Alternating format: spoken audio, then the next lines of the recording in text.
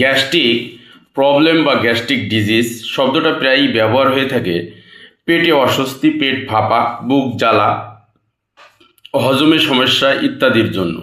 Medical ভাষায় এর আড়ালে অনেক ধরনের পেটের সমস্যার রোগ থাকতে পারে। এর মধ্যে সাধারণ কয়েকটি হলো গ্যাস্ট্রাইটিস, ফাংশনাল ডিসপেপসিয়া, দীর্ঘকালীন হজমে অস্বস্তি তবে জীবাণু বা ক্ষত ছাড়া, গ্যাস্ট্রোসোফাইজিয়াল রিফ্লাক্স ডিজিজ বা পেপটিক আলসার রোগ।